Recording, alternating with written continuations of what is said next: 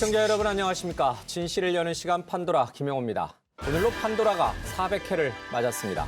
변화무쌍한 한국 정치의 현장을 다양한 시각과 깊이 있는 분석으로 전해드렸는데요. 400회가 될 때까지 기여도가 가장 많았던 세 분 소개해드리도록 하겠습니다. 김성태 전 국민의힘 원내대표, 최재성 전 청와대 정무수석, 그리고 탁석산 철학박사 나와주셨습니다. 어서 오십시오. 예, 안녕하세요. 어떻게들 축하 메시지 또는 노래를 준비하셨다는데 우리 최 수석께서는 노래를 노래하면 잘하기로 아주 그냥 최재성 수석이에요. 집에 노래방도 있잖아요. 당선된 김기현 대표는 지금 이런 노래 하고 있을 거예요. 어떤 노래요? 당 대표로 태어나서 안철수도 있어요. 안철수 대표도. 아 뭐예요? 예. 당신은 무슨 일로 출마했나요? 400회 축가곡 부르겠습니다. 아, 좋습니다. 좋습니다. 기대됩니다. 네가 기쁠 때 내가 슬플 때 누구나 부르는 노래 모두가 판도라라네 궁짝 세상사 모두가 판도라라네. 알겠습니다. 와, 반주도 없이 맥주하고 소주 좀 주문을 해야 됩니까? 대단하네요, 진짜. 아, 최재성 원래 노래 잘해요. 그러니까요. 술 한잔 먹으면 또 마이크가 밤새도록 놓지 않았어요. 언제 해보셨어요? 옛날에 했죠. 언젠가 심의 규정이 풀리는 그날이 오면 네. 저는 옛날에 그 사실상 랩을 좀 했었거든요. 했잖아요. 예. 랩을 이제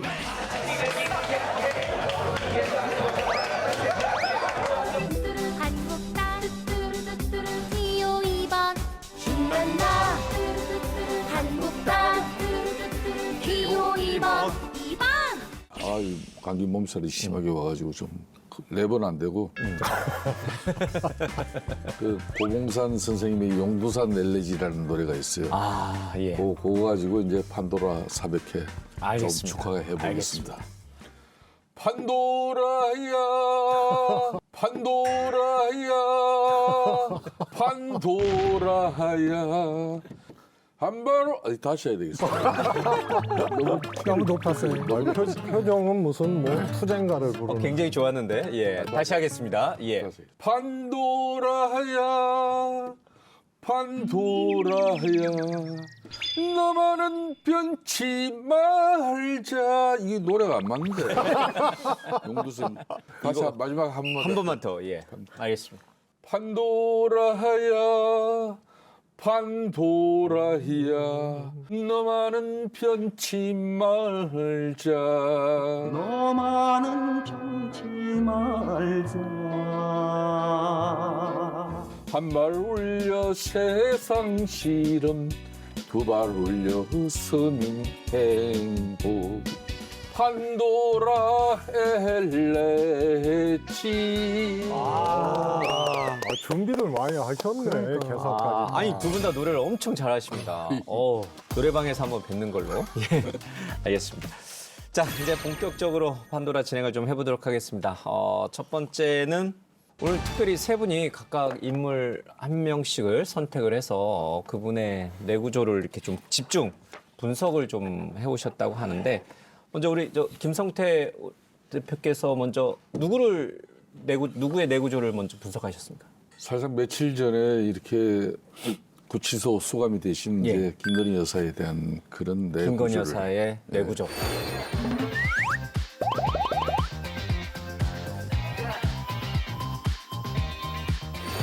권력 욕구, 허영 사치, 샤머니즘, 그러니까 무속, 그다음에 오빠 조조? 조정으로 했다가 원래 조종인데 조종. 오빠를 조종했다. 예. 이 이야기. 대한민국 헌정 역사상 예. 부부가 동시에 구속되는 이런 초유의 상황이 벌어진 거 아니겠습니까? 첫째는 누가 뭐라 그래도 이분이 너무 사문이점에 좀 가운데 있는 게 제일 중요한 건가요? 예. 사문이점에 젖어 있죠. 그러니까 본인은 영적 대화를 좋아한다고 그랬어요. 예. 이분이 그러면서도 한편으로는 권력 욕구가 대단해요. 본인의 이제 남편을 통해서 대리에서. 남편을 출세시킴으로써 그 대리 출세 욕구를 자기가 충족할 수 있다는 거죠. 그래서 원래 윤석열 전 대통령은 여주지청장, 그러니까 이게 부장검사급이었잖아요, 그죠? 그 여주지청장을 일약 서울중앙지검장이 되고 검찰총장까지 갔었습니까? 그건 아무도 예상하지 못한 거죠. 내면에는 바로 김건희 여사가 있었던 거죠.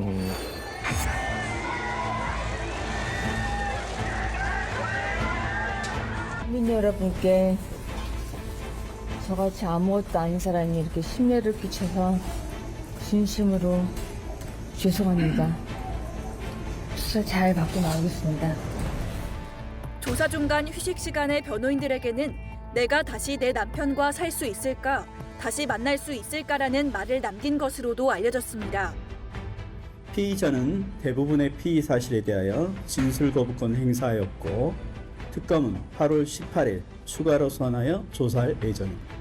조국 정경심 부부 구속 이후에 이제 전직 대통령 부부로 보면은 아마 역사상 처음일 거예요. 영부인이 구속된 것도 그렇고 뭐 부부가 전직 대통령 부부가 이제 동시 구속된 것도 아마 처음 있는 일인데 부인까지 또 구속시킬 필요가 있을까? 이런 약간의 일말의 동정심도 있는 것인가? 이제 조국 전 대표의 부부의 경우에는 사실 그 재판을 놓고도 시선이 갈렸잖아요. 예. 이게 지나치다, 탈탈 털었다. 이 윤석열 당시 총장이 작정하고 그냥 조국은 안 돼, 장관 안 돼 이러고 했던 수사라는 요 시각과 최근에 유죄 판결이 난 부분에 대해서 사실 그 기소 내용, 공소 내용을 흔들 수 있는 결정적인 근거를 그런 뒤집을 수 것들이 또 있는. 나오고도 있고 그래서 시선이 좀 갈리니까 지나치다 이런 게 꽤 있었던 거예요. 그런데 윤석열, 김건희 두 부부는 사실 사안의 중대성이라든가 범죄의 크기, 종류 이런 것은 비교할 수 없는 정도고 또 국가 권력의 최고 정점에 있었던 대통령과 또 공동 정권이라고 얘기할 정도로 대통령을 사실상 조정하고 지배했다라고 정도까지 표현을 하는 이 속에서 저질러진 범죄이기 때문에 이거는 또 유형이 다르고요. 그 뭐 저는 아주 단순하다고 봐요. 이렇게 복잡한 게 아니고 오로지 돈이다. 이거는 이제 현상을 잘 설명해 주신 거고 그 바닥에는 오로지 돈밖에 없다. 왜냐면요. 예. 그 이름도 개명을 했잖아요. 그렇죠. 예, 근데 그 개명한 이름 건희가 이건희에서 따온 거거든요. 그러니까 오로지 돈인 거예요, 인생이. 그런데 돈 되는 방법이 뭐냐? 그중에 유력한 것이 권력이죠. 권력이 좋거든요. 권력이 생기니까 돈이 많이 생기잖아요. 보석도 많이 생기고. 그러니까 돈을 위해서는 모든 게 다 한 거예요. 샤머니즘이나 이런 것도 다 돈이 되니까 하는 거예요. 뭘 하면 좋대더라. 그게 돈이 되는 거거든요. 뇌구조는 단순하다. 오로지 돈인데 돈을 버는 방법, 그것도 왕창 버는 방법에 관해서 여러 가지로 탐구한 것이고 예. 방법을 찾아낸 것이죠. 탁 박사님 말씀에 120% 동의하는 게 권력을 획득하거나 유지하기 위해서 돈이 필요해서 범죄를 저지르는 경우가 있고 돈을 위해서 권력이 필요한 경우가 있어요. 거꾸로. 김건희 여사가 딱 그런 경우죠. 그래서 과정을 쭉 보면 도이치모터스, 그다음에 그 코바나 콘텐츠 후원 사건 이게 다 검찰 권력을 갖고 있었던 윤석열 총장을 뒷배로 이루어진 일이고 수사까지 제대로 진행이 되지 않는 그런데 작동했던 거고요. 또 집권하고 난 다음에 그것도 다 돈과 연관된 겁니다. 그래서 이 경우가 돈을 위해서 권력이 필요했던 경우이기 때문에 예. 조금 특이한 케이스. 돈을 위해서 권력이 필요했던 케이스다. 제가 지역구가 남양주였었잖아요. 예. 거기에 그 유명한 모텔 지금은 요양원으로 예. 바뀐 거기에 최은순 모녀가 있었어요. 알겠습니다. 우리 최수석의 해석이었고 우리 의원님께서는 대표님께서는 탁 박사님이나 우리 최수께서 또 저렇게 이제 냉혹한 분석도 틀린 게 아니죠. 예. 대통령 당선되고 난 이후부터 대통령 측근 주변 참모들 입장에서는 앞으로 김건희 여사의 이 국정 개입을 어떻게 효과적으로 효율적으로 차단을 시키고 예. 배제를 시키냐. 이게 이제 숙제였어요. 워낙 윤석열 대통령이 김건희 여사에 대한 그런 사랑이 지극해서 그런지 하나의 불문율이 생겼어요. 윤석열 대통령 앞에 김건희 여사 김자만 꺼내도 그 사람 그냥 절단이 나버립니다. 불호령이 떨어지고. 그 다음에 그 사람 거의 보기가 어려워요. 그렇기 때문에 총체적으로 이제 윤석열 대통령이 실패한 대통령이 될 수밖에 없었던 겁니다. 아예 특검이 불렀는데도 안 나가고 버티는, 구치소에서 버티는 윤 전 대통령과 달리 그래도 김건희 여사는 나가요. 뭐 김건희 여사도 윤석열 대통령처럼 갔다고 봅니다. 갔다? 예. 이 조사 과정에서 뭐 너무 빼박 증거들이 많고 하니까 방어가 안 되는 거예요. 그래서 묵비권을 행사를 하고 재판 과정에서 이제 자신들의 주장을 피력하는 것으로서 가닥을 잡았기 때문에 재판 전략이다. 방어가 안 되는 뭐 조사에서 무슨 조사를 받겠어요. 묵비권이 최상의 전략이라고 이제 생각을 했던 거고요. 그러니까 구속되기 직전에는 그 뭐 화무 11호 이런 말을 했다 그러잖아요. 예. 근데 그 말도 굉장히 이상한 말이죠. 그 말은 대통령이 해야 될 말이거든요.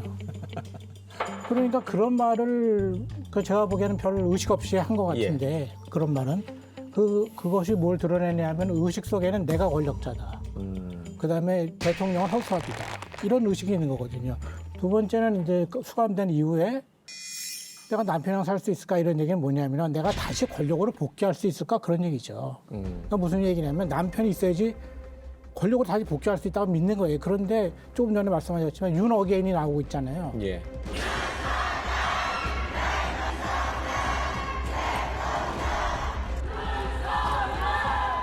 그 기대를 거는 거예요. 무슨 말이냐면 윤 어게인이 된다면 다시 내가 권력을 회복할 수 있다.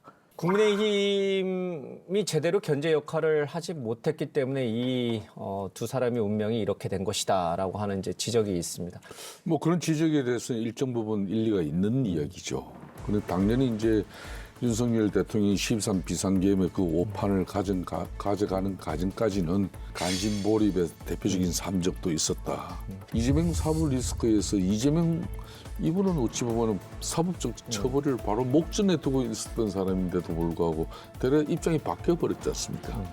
자신은 막 대통령직까지 내주면서 그분을 살려주고 또 그분을 대통령까지 모신 거예요.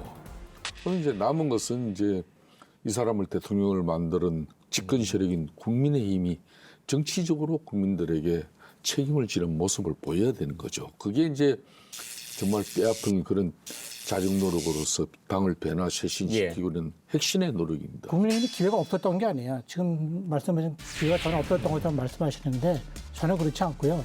한동훈 대표가 그 당대표가 됐을 때 김건희 특검을 수용해야 된다고 얘기했었어요.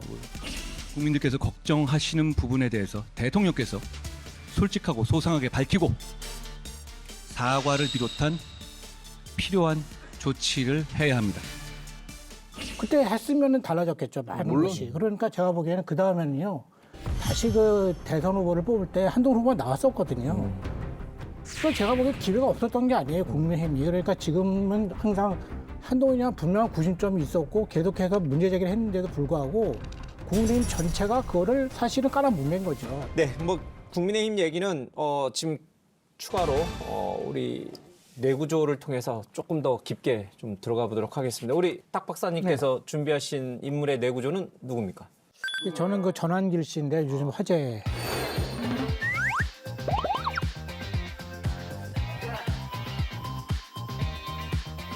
제가 전환길 씨를 만나뵌 적도 없고 특별한 인연이 있는 것도 아니기 때문에 이건 완전히 제 추측입니다. 제가 처음에 봤던 느낌은 이제 얼마 전인가 몇 년 전인가 2년 전인가 그 예능 프로그램에 나왔어요.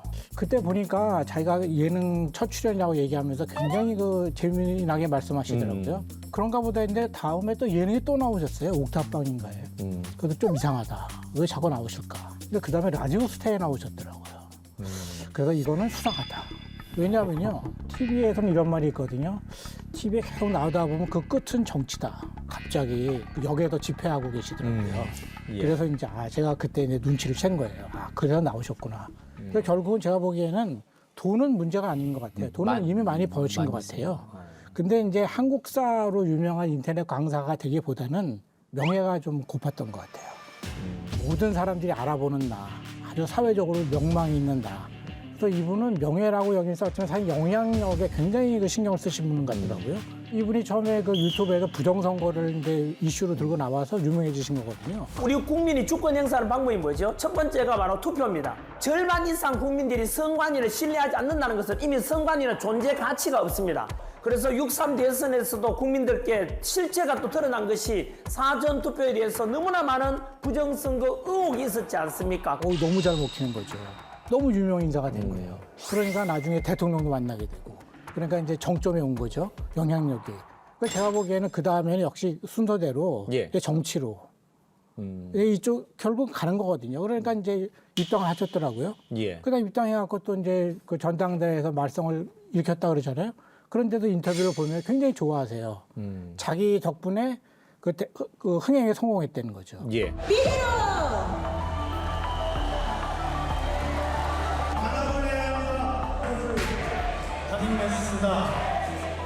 거기에서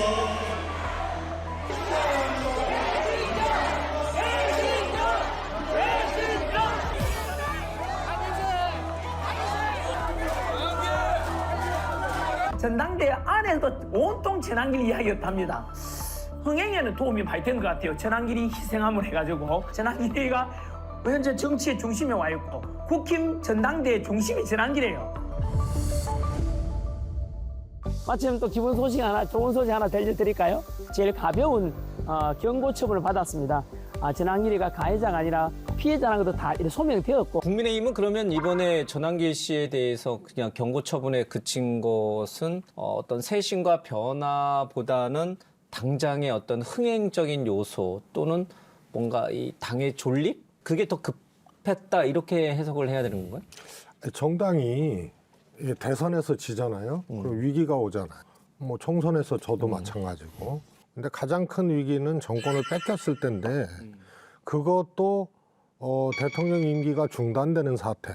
박근혜 대통령 탄핵이라든가 이번에 윤석열 탄핵이라든가 이러면은 위기가 엄청 크게 오는 거예요. 질이 다른 위기가 오는 거죠. 그럼 이것을 극복하기 위해서는 세 가지가 있어야 돼요. 이것을 수습 극복할 수 있는 인물이 있느냐. 이것에 동의하는 소위 말해서 주류 세력이 굳건하게 있느냐. 정치적인 어떤 기준선들이 무너졌느냐 그렇지 않느냐. 이 세 가지가 다 없어요.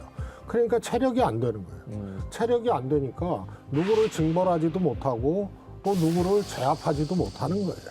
전환길이라는 사람이 있어요. 아무것도 아니에요, 우리가 보기에는. 그런데 징계도 못해요. 오른손 쓸 것도 없어요. 왼손으로 제거해야 될 전환길이라는 사람을 경고 수준에 그칠 수밖에 없는 국민의힘의 현실이고 체력이다. 예. 저는 전환길 씨가 국민의힘에 그런 영향력을 미치고 하는 거는 결국은 전환길 씨 주장에 동조하는 그런 사람들이 있다는 얘기거든요. 예. 누군가는 그렇게 욕을 했던 윤호개인 그 겨울 국민의힘을 지키자고 했던 분들입니다. 지금 여러분이 손가락질하는 전환길 선생 그 겨울 우리 당을 지키자고 했던 사람들입니다.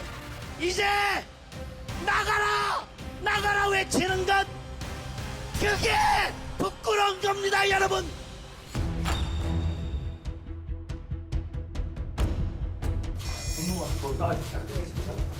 네, 고맙습니다.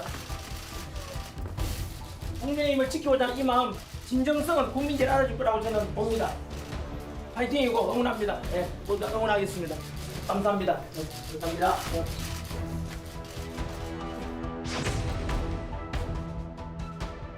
결국은 전환길 씨가 장동혁 후보를 지지한다고 그렇게 또 이야기를 했습니다. 알고 계시죠? 예, 알고 있습니다. 예, 어떻게 생각하십니까? 뭐 그건 전환길 씨 자신의 정치적인 자유 선택 아니겠습니까? 예, 결국 면접에서 떨어지신 거네요. 아니 뭐 면접한 적은 없고 인터뷰한 적이 있습니다.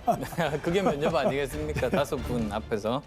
그게 이제 반탄파, 윤호개인 뭐 이런 사람들이에요. 사람도 세력도 이것을 수습하고 주도해 나갈 것이 부재한 상황에서 전환길 씨를 국민의힘이 제압을 못하는 거죠. 근본적인 원인은 한 가지가 있는 것 같아요.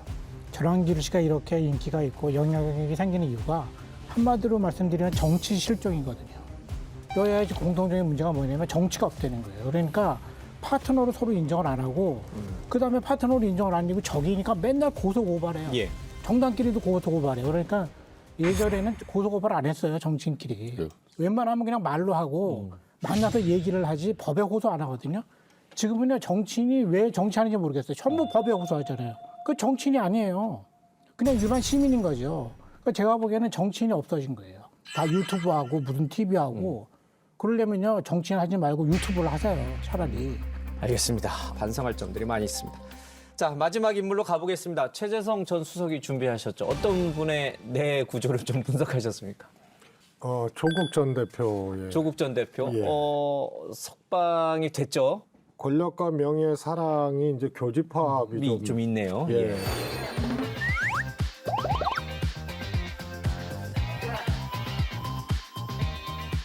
사실 조국 대표는 2020년도에 총선 출마를 하라고 권유를 했었어요. 그랬었죠. 예. 그런데 정치할 생각이 없었던 분이에요.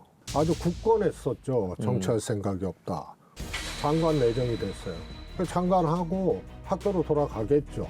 그게 이제 본인의 이제 스케줄이었는데 가공할 만한 조사를 받고 막 수사받고 이러면서 검찰이 조국 전 법무부 장관을 직권남용 권리행사 방해 혐의로 서울중앙지법에 불구속 기소했습니다. 검찰 수사가 시작된 지 1년 4개월, 기소된 지 1년 2개월 만에 정경심 교수는 법정 구속됐습니다. 익산대학교는 조민 씨의 의학전문대학원 입학 취소 여부를 놓고 3시간 동안 교무회의를 진행했습니다. 결론은 입학 취소였습니다. 너무 이게 억울한 거예요. 그래서 본인의 명예 이것을 회복해야겠다. 이러면서 이제 정치에 발을 디디게 되는 거예요. 한 가족을 이렇게 그냥 거의 이 난도질을 해버린 결과가 됐거든요. 그러니까 가족 간의 사랑도 저는 더 사랑스럽게 되지 않았나 싶은데요. 이것이 저 개인적으로는 조국 대표의 성정이나 또 이런 걸로 봤을 때 조국 정치에는 인간에 대한 사랑이 근간이 되지 않겠느냐. 여기서 이제 돈과 윤석열에 대한 어떤 증오심 이게 있는데 좀 더 안 될 것 같아요. 뇌에 안 두고 코에 놨어요. 코에 붙은 점입니까? 코에 붙은 뭐 점 정도다. 딱지 정도 될 거다.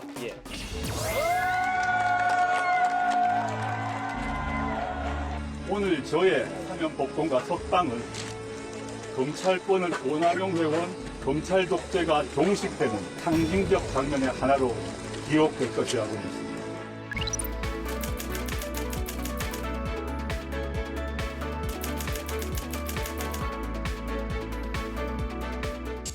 대한민국의 정의는 죽었다.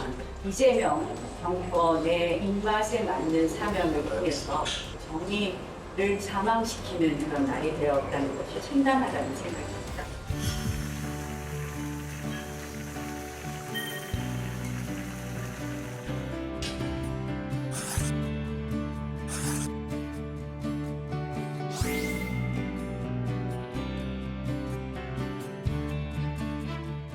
코에 점 정도 이랬는데 제가 볼 땐 그게 사실상 제일 위에 올라가야 돼요. 8.15 사면으로 이제 출소하고 난 뒤에 일성이 뭐였습니까? 이재명 정부는 반드시 성공해야 합니다. 미력이 남아 저는 힘을 보태겠습니다. 내란 세력에 대한 그 책임을 묻는 부분에 대해서는 정치적으로 모든 역할을 다 하겠다. 그런 거거든요. 윤석열 전 대통령이 이미 헌재 파면 결정으로서 또 내란죄 지금 현재 재판까지 받고 있는 상황이기 때문에 결론 남은 것은 이제 국민의힘, 이 정당에 대한 그런 적개심, 윤석열 전 대통령의 복수를 그렇게 가져가려고 하는 그런 의지가 있어요. 조국 교수는 굉장히 우아한 삶을 원했던 것 같아요. 그걸 누가 깨트린 거죠. 그러니까 그 자기 삶을 깨트린 사람을 용서할 수 없죠. 그 상대가 윤석열 대통령이다, 전 대통령이다 싶으면요, 지금이야말로 기회죠.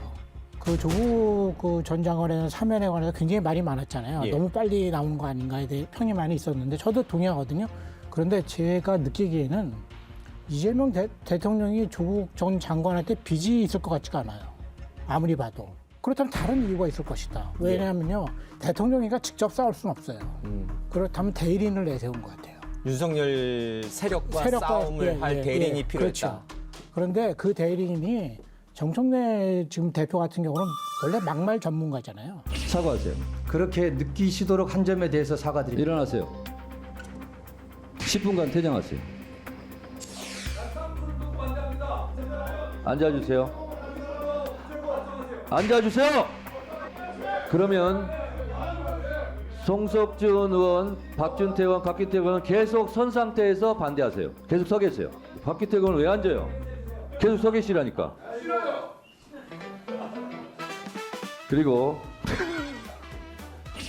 원래 막말 전문가인데 이제 그 대표가 된 다음에 얼마 안 돼가지고 자신이 대표라는 걸 잘 몰라요 지금.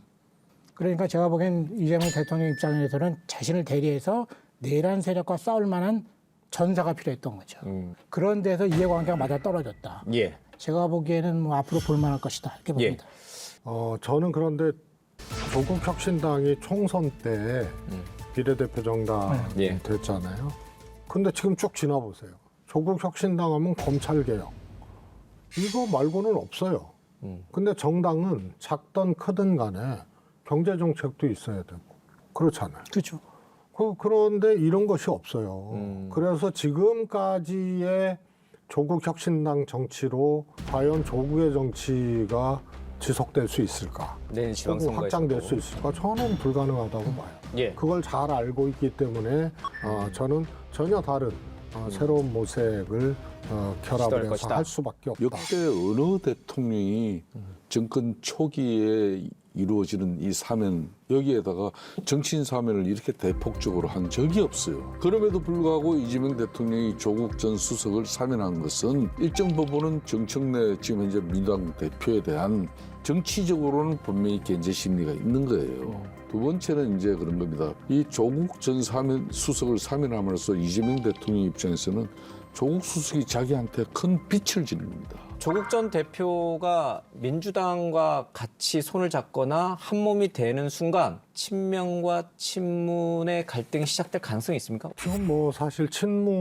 원래의 친문은 존재하지 않아요.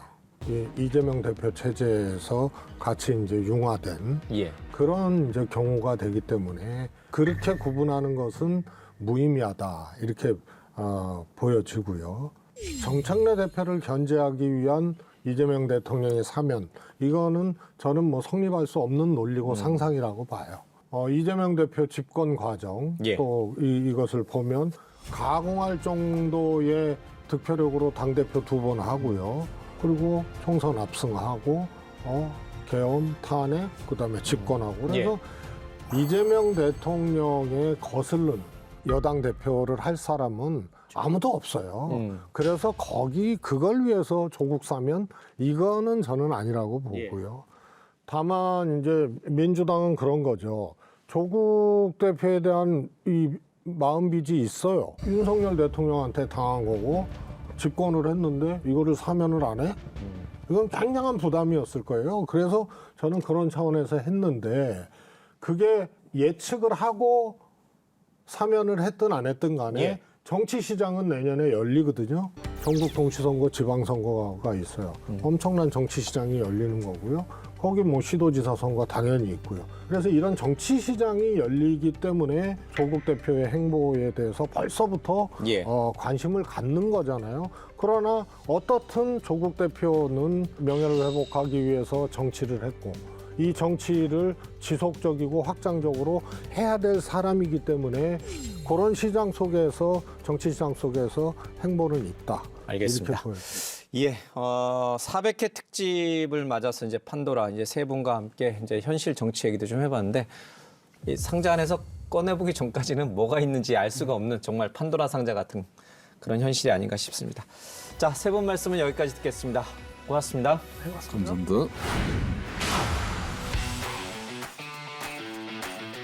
400회를 맞아 판도라의 특별한 코너를 다시 열었습니다. 정말 오랜만에 다시 만나는 품격 있는 장년 두 분입니다. 이재호 민주화운동 기념사업회 이사장, 유인태 전 국회 사무총장 나와주셨습니다. 어서 오십시오. 예. 어떻게들 지내셨습니까? 두 분도 오랜만에 뵙는 거죠?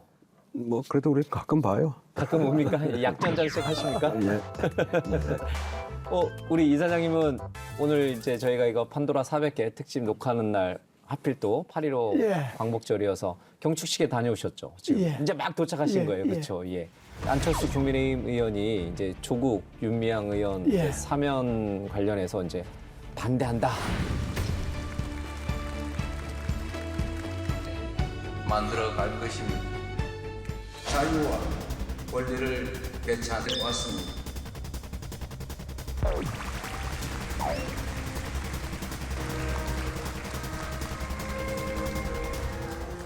저도 오다가 기사를 봤는데 차에서 예.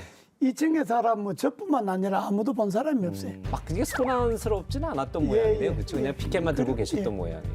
과거에 윤 전 대통령이 언제 어디 가가지고 뭐 지역에서 행사를 할 때 카이스트 학생이 뭐 이렇게 막 피켓이 했을 때 경호원들에 의해서 막 이렇게 입틀막이라고 해서 막 끌고 갔잖아요. 아니 들어서 나갔잖아요. 들어서 그렇죠. 예, 이제 예. 사지를 이렇게 들어서.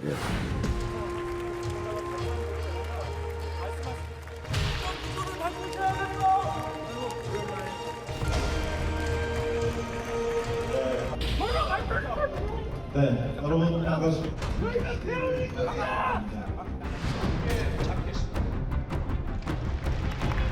오른쪽에도 목을 하십시오. 좋아. 땡땡대기 말고. 오른쪽에도 목을 하십시오. 좋아. 땡땡대기 말고. 윤석열 대통령은 정녕 국민의 입을 틀어막는 입틀막 대통령이 되기로 작정한 것이 틀림없습니다. 근데 이 정부 들어와서 의사도 입틀막, 대학원생도 입틀막, 국회의원도 입틀막, 김용현 경호처장 그리고 경호를 받는 대통령께서 이런 입틀막 경호를 선호하기 때문에 발생하는 일이다. 오늘은 그런 일은 없었던 것 같아요.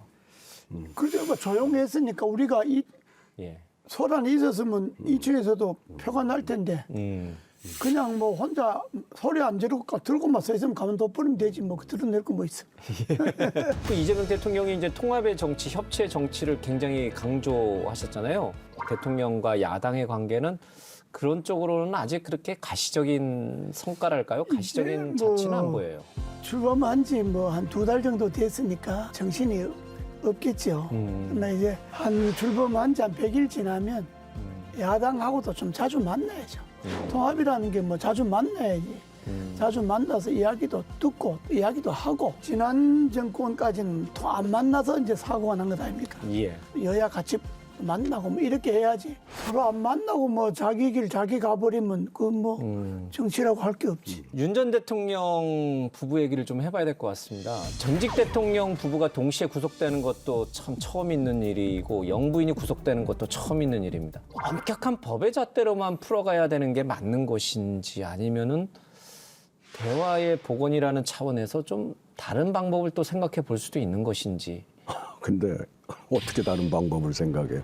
김건희 여사의 문제는 이미 윤석열 정권이 탄생할 때부터 시중에 너무 많이 다 돌아다녔던 거 아니에요. 아무것도 아닌 사람이 너무나 엄청난 저지레를 그동안 쭉 저질러 왔단 말이죠. 저같이 아무것도 아닌 사람이 이렇게 심려를 끼쳐서 진심으로 죄송합니다. 지금 드러난 것보다 훨씬 더 많은 지금 의혹들이 계속 나오고 있고 저 어떡하겠어요. 이 나라의 법치가 살아있는데 뭐 부부 동시 구속은 뭐 아니라고 그래서 그걸 풀어줄 수도 없고 한 분은 뭐 최소가 무기징역에 해당하는 범죄를 저질렀고 저러니 방법이 없는 것이 어떡해요. 그야말로 자업자득인데. 우리 이사장님은 어떻게 보세요? 그렇죠. 어렵습니까? 아니 뭐 이런 예가 없으니까 예. 예가 없으니까 그러긴 한데 새 3대 특검이 통과되고 설치될 때부터 그건 이미 예상했던 거잖아요. 죄 유무라든지 뭐 그런 거 사법적인 잣대 이걸로 보면야 뭐 피할 방법이 없겠죠. 일반적인 국민들 정서로 볼 때는 그래도 뭐 둘 다 어떻게 구속을 하냐 뭐 그냥 불구속해도 재판할 수 있지 않냐 뭐 그런 생각들도 있죠 시중에는. 그런데 뭐 특검까지 설치해갖고 사법잣대를 들이대면 그게 뭐 피할 방법이 있겠나요? 계엄 또 과거의 여러 의혹과 연루된 부분에 대해서 시인을 하고 국민에게 좀 진솔하게 좀 사과를 하는 모습을 보이면 좀 여론이 달라질 수 있을까요? 처음부터 딱 부러지게 이건 내가 잘못한 거다. 그래 나갔으면 여론이 이렇게 악화는 좀 안 될 수도 있죠. 예. 김건희 여사도 뭐 아무것도 아닌 사람이 대통령 부인이 아무것도 아닌 건 아니잖아요. 끝까지 그러니까 국민들이 고를 지르는 거지. 듣는 사람이 고를 질러 대는 거지. 예. 외국에 볼 때 대한민국이라는 이렇게 민주주의가 성숙하고 그런데 법을 제대로 적용하는 것도 민주주의 성숙이지만은 예.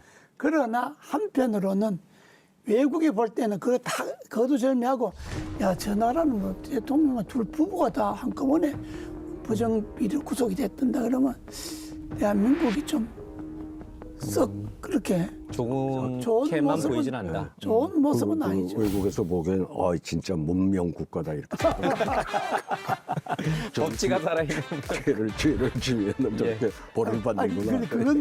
그건 사실인데. 정치인 두 보수 정치 원로들께서 이제 의견이 조금 살짝 갈리는군요. 파국을 맞은 윤석열 정권이 이제 파국을 맞이했는데 계엄을 하는 과정 속에서 만약에 그때 국민의힘이 제대로만 했더라면 견제만 제대로 했더라면 대통령이 올바른 길만 제시하고 그랬더라면 어땠을까? 그랬으면 뭐 올바른 길을 제시했으면 뭐 계엄도 안 내리는 거지. 그런 사람이 있었습니까? 근데 아니 마지막에 한동훈 대표가 비대위원장인가 처음에 맡았을 때 그 김건희 여사 그 특검 같은 거에 대해서는 수용하는 쪽으로 하여간 얘기했다가 이제 완전히 찍혀가지고 그렇게 된 거 아니에요? 그때 지금 그 국민의힘 쪽의 중진들 이제 아는 친구들 아니 뭐해 이제 그 좀 대통령한테 좀 제대로 저걸 하지 그랬더니 아이고 몇 번 했더니 그다음에 만날 기회가 없더라고 그래요.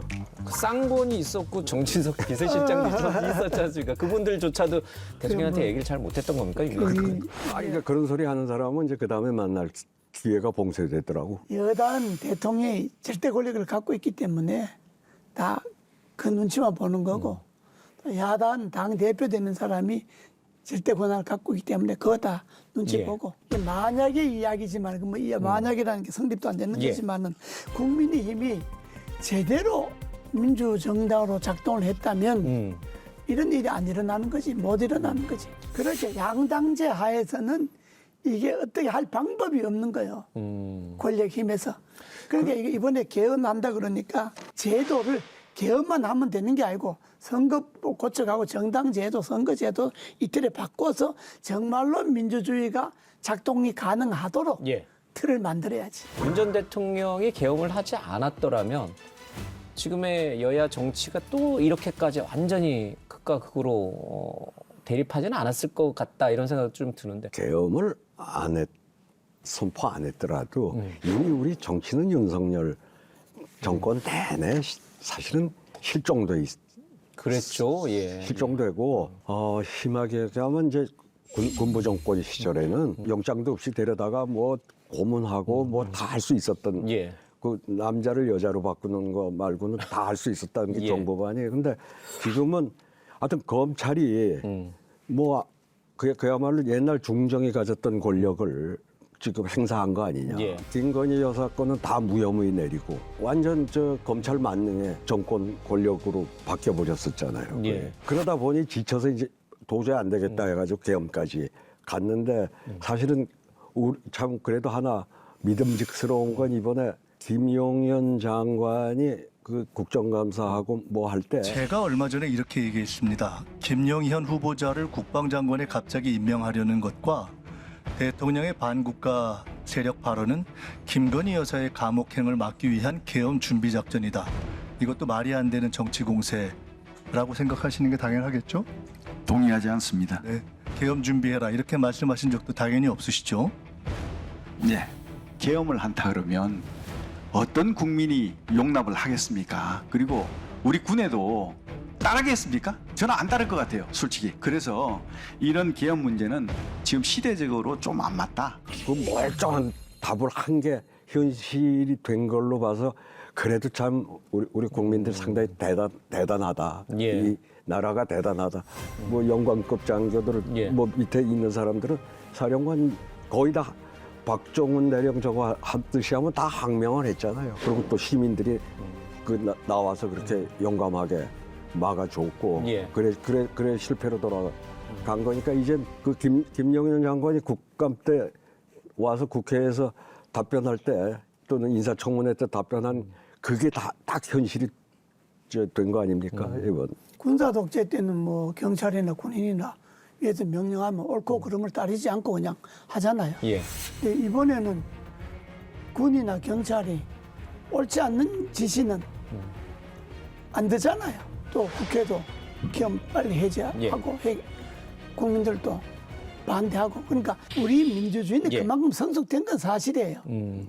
누가 뭐라고 해도 국민들이 민주주의에 대한 의식도 성숙됐고 사실인데 이걸 더 발전시켜 나가야 되는데 발전시켜 나가려면 정치가 제대로 작동해야 되는데 이게 정치가 제대로 작동 안 하니까 이게 민주주의가 발전이 안 되고 항상 머무르는 데다가 또 언제 거꾸로 뒤집힐지도 모른다는 불안이 남아 있는 거죠.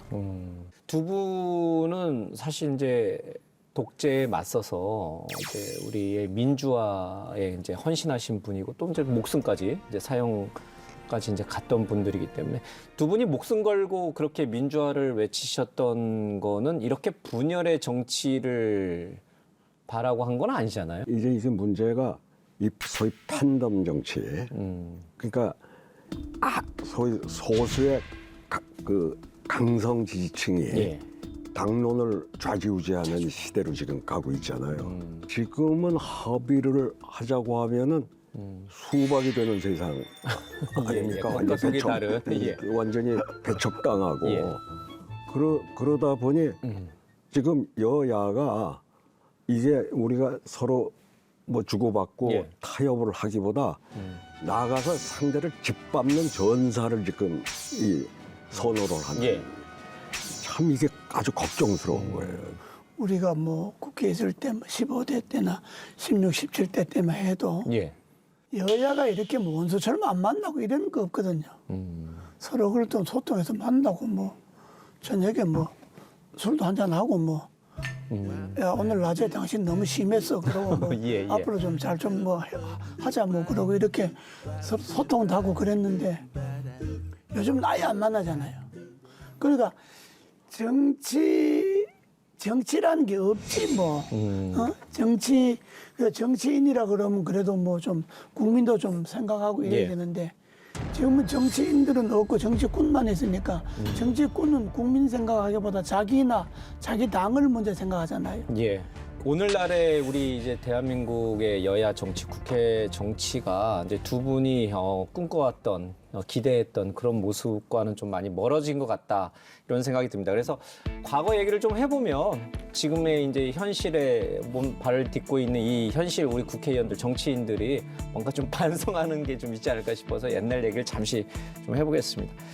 민주화 운동, 학생 운동 두 분 다 하셨는데 그때 정말 가장 기억에 남는 뭐 다 순간들이 다 기억에 남으실 텐데 우리 사무총장께서는 언제 가장 기억에 남습니까? 그거야 뭐 민청학년 사건 때 그 사형 선고까지 받고 얼마 안 있다 감형은 됐습니다. 무기로. 뭐 그때가 그래도 잊을 수가 없는. 그때 사형 선고 땅땅땅 때려줄 때 어떤 느낌이셨어요? 우리끼리도 그랬어요. 정말 막말로 웃기고 자빠졌네. 뭐 이런 시. 아니 그 연합시위 한번 하려고 했던 걸 가지고 뭐 다 잡아놓고 뭐 국가 전복. 그때 저희는 긴급조치 4호도 있었지만 저도 내란 주요 종사자였어요. 내란 주요 종사자. 내란죄, 뭐 국가보안법, 방공법, 긴급조치, 뭐 온갖 게 다 들어가요.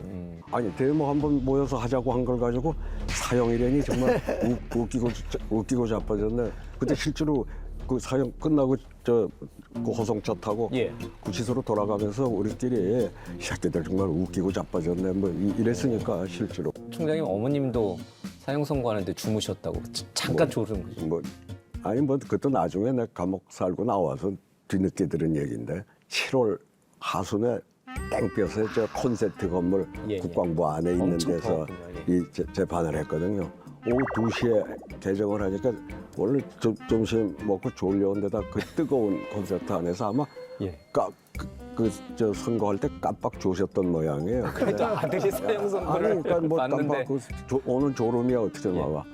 그러니까 이제 김재하 선배 모친하고 주로 서울 오면 우리 집에서 주무시고 어머니보다 조금 손 위이신데 아주 가깝게 지내는데 그 저 재하 형 모친이 이제 이 옆에 내가 지금 아들이 사형받는데 그래가지고 깨우셨다는 얘기를 나중에 들었죠. 저 집안 내림이 태평한 내림이니까. 그렇군요. 이사장님도 목숨 걸고 운동하셨으니까요. 고1 때 4.19를 만났거든요.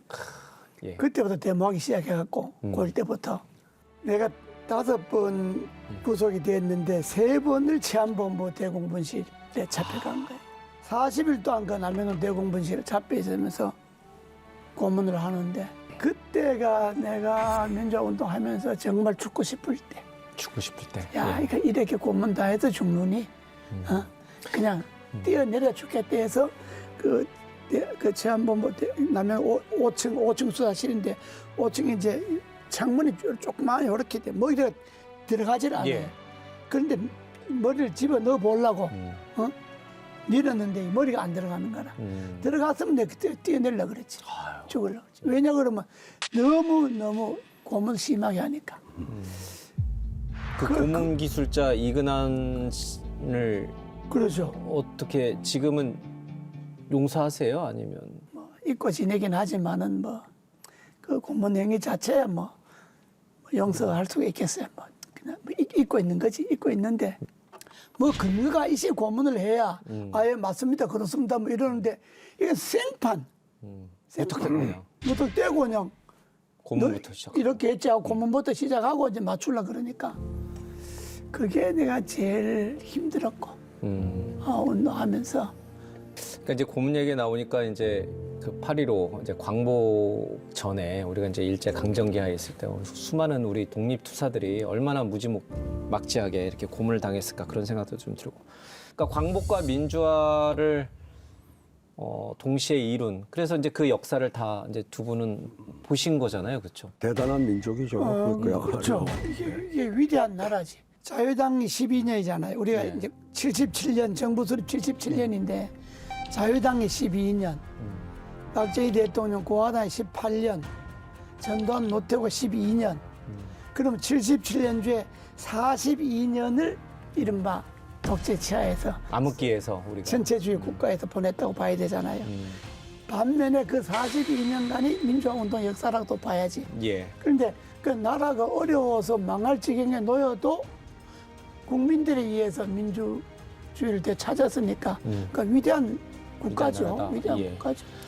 그리고 42년은 조금 좀 과했다 그래서 난 37년으로 봐야지. 아니 노태우야, 어쨌든 저 직선제에 의해서 해준 정통성 있게 5년은 그러고 노태우 정권이 나중에 뭐 3당 합당을 해서 인위적으로 김영사 했지만은 그래도 그때 의회를 제일 존중한 정부 중에 하나였잖아요.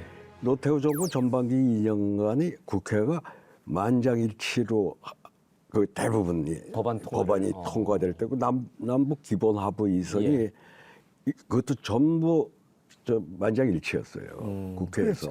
그러니까 사실 의회 정치가 상당히 살아났던 게 88년, 89년. 난 아까 말한 그 앞에서 37년하고 그 5년은 좀 세월이 많이 다르다고 그래 뭐 봐줘야지.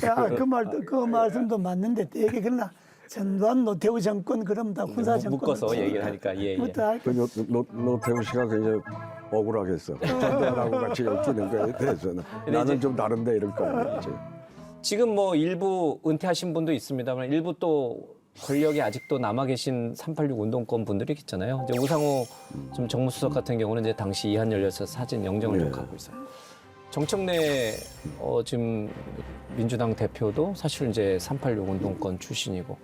근데 그때 그 시절을 생각해 보면 지금의 정치를 이렇게 할 수 있을까?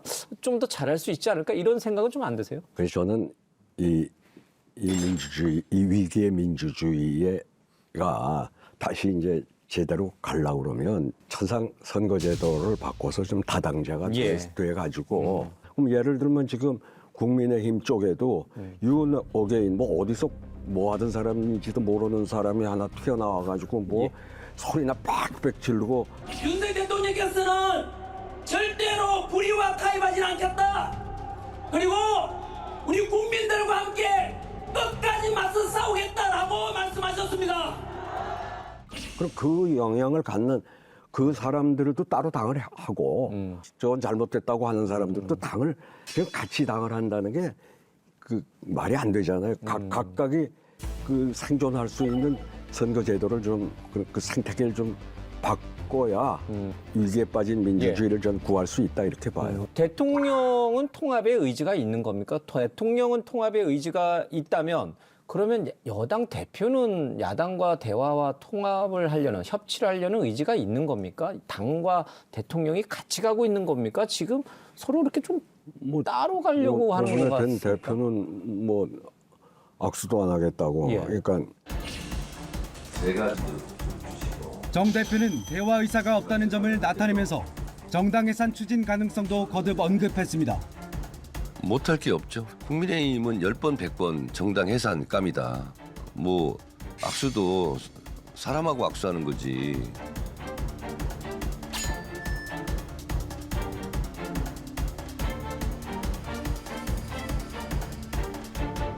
정상적인 사고방식을 가진 대한민국 사람이라면 누가 정청래하고 마음 편하게 압수할 사람이 있겠어요.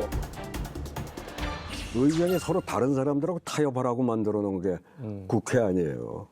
그 국회 본래 기능을 하려고 그러면 서로 존중하고 그래야 되는데 이거는 뭐 악수도 안 하겠다고 하면서 어떻게 해. 사과는 아니란데. 그럼 누가 대통령이 이재명 대통령이 정청래 대표를 불러서 좀 한마디 해야 됩니까? 좀 야당과 협치 좀 하세요 이렇게 얘기를 해야 됩니까? 그걸 뭐 누가 불러서 말한다고 되겠어요. 그러니까 이게 내가 뭐 역대 대통령 취임사를 처음부터 끝까지 다 들어보기는 처음인데 그 취임사의 요지가 통합, 실용, 뭐 포용 이런 것 아닙니까? 뭐 통합까지는 안 간다 하더라도 말은 주고받아야 될 것 아니요. 말은. 근데 그것도 안 하겠다는 말도 안 썼겠다는 것 아닙니까? 그러니까 대통령이 말하는 통합이라고 하는 것이 정치권에 가서는 공허하게 돼버리지. 양보를 좀 있어야 되잖아요.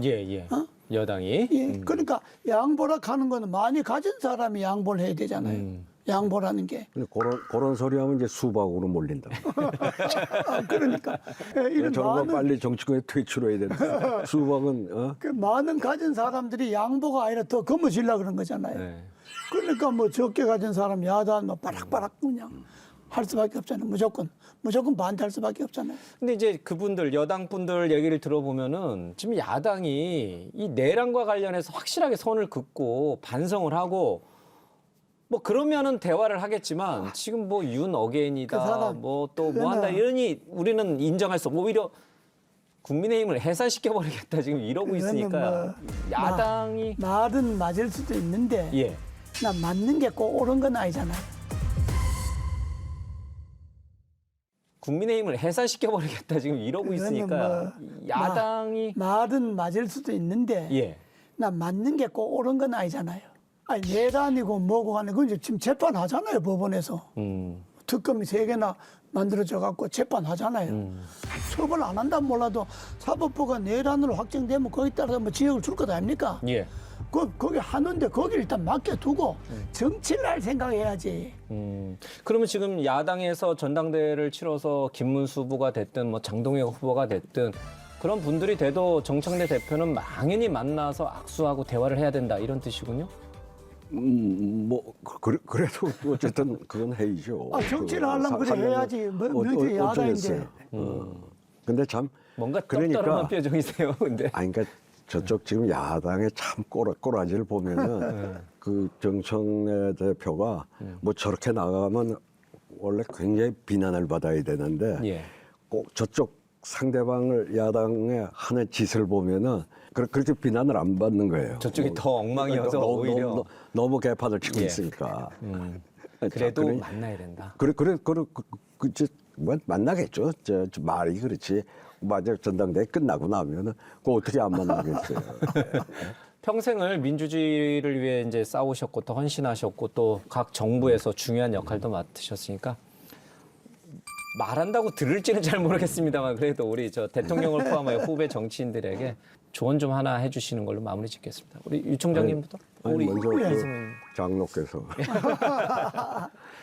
이 정치인은 공을 먼저 생각하고 정치꾼은 살을 먼저 생각하거든. 그러니까 내가 정치인으로 자리매김할 거냐 아니면 뭐 욕을 하든 말든 나는 정치꾼으로 끝날 거냐를 후배들이 한번 좀 깊이 생각했으면 좋겠어. 이 통합은 구호로 되는 게 아니다. 제도를 통해서 국민 통합은 이룰 수밖에 없다. 그 내용은 뭐 아까 다 말씀드렸으니까. 예. 예. 그러면 이제 지금의 여권과 대통령 또 여야가 합의해서 제도를 빨리 바꿔라. 당장. 그렇죠. 네. 그런 말씀 알겠습니다. 자, 이 한평생 이 민주화를 위해서 헌신해 오신 두 분의 얘기를 통해서 우리는 이 민주주의가 앞으로 어디로 가야 되는지 그 과정을 다시 한번 확인했습니다. 오늘의 이 두 분의 대화가 앞으로 우리가 가야 할 길을 다시 한번 진지하게 생각하는 시간이 되었기를 바랍니다. 두 분 고맙습니다. 예. 판도라 400회를 정말 축하드립니다. 긴 여정이었습니다. 더 큰 발걸음을 내딛으시길 힘껏 응원하겠습니다. 판도라 400회를 진심으로 축하드립니다. 판도라 이제 400회를 넘어서 500회, 600회, 그리고 4,000회가 될 때까지 국민의 사랑을 받기를 간절히 바랍니다. 축하합니다. 판도라 400회를 진심으로 축하드립니다. 우리 사회의 어려운 분들 그리고 우리 사회의 미래를 앞으로도 계속 밝혀줄 수 있는 판도라가 되었으면 좋겠습니다. 판도라를 위해 그동안 함께해 주셨던 많은 분들께 감사 인사를 드리고요. 저도 늘 판도라 응원하겠습니다. 고맙습니다. 판도라 400회 정말 축하드립니다. 판도라 400회를 맞아서 한국 정치의 발전을 위해 판도라 끝까지 응원합니다. 화이팅! 대한민국 최고의 정치 시사 예능 프로그램 판도라. 판도라가 최고고 제일 재밌습니다. 여러분들 많이 보십시오.